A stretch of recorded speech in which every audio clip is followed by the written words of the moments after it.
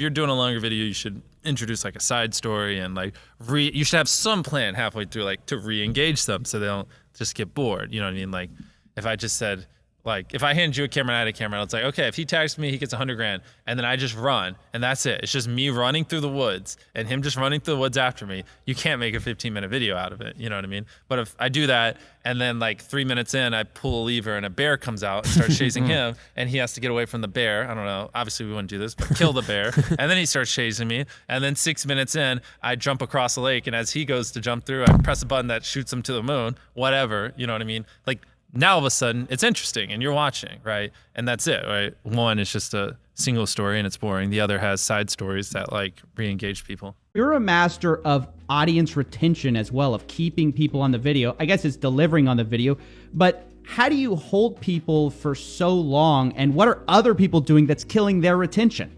Oh gosh, where do you begin? I mean, we'll start at the beginning. Essentially, your title and thumbnail set expectations. And at the very beginning of the video, to minimize drop-off, you want to assure them that those expectations are being met. If you click on a video where, you know, of his, where it's like, Tether is a scam, and then at the very beginning, he starts talking about literally anything else, then you are like, oh, this is bullshit. This isn't what I clicked on. But if at the very start of the video, you go, Tether is a scam, and I'm going to teach you why, then it's like, okay, you match the expectations. So at the very beginning, match the expectations, and then you want to exceed them. So you want to assure people that what they clicked on is what they're getting, and then blow their mind and be like, but you're also getting even more. Like one strategy of studying, when you say study YouTube, is taking a YouTube video, whether it's yours or another really popular video, right? We were talking about Vox yesterday, because that's the closest thing to what we're trying to do, right? Is Vox. And so I think one strategy is to take that video and actually take a notepad out and just write what's happening in the video. Exactly. Literally write down like the first 30 seconds, what is happening? And that's what I did with your FBI video, because I was like, okay, let me just understand, what was Jimmy talking about?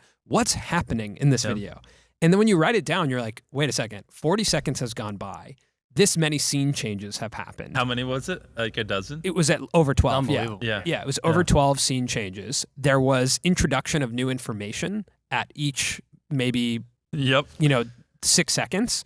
And you had added in a twist by 40 seconds where the telephone pole and the falls. entire time there's tension of him chasing me. Exactly. So, and the scene changes actually, the first scene change where it's like a drone shot of you sprinting out happens in like probably 4 seconds. Right? And so then I was like, wait a second. Okay, so we aren't going to do that exact thing. We don't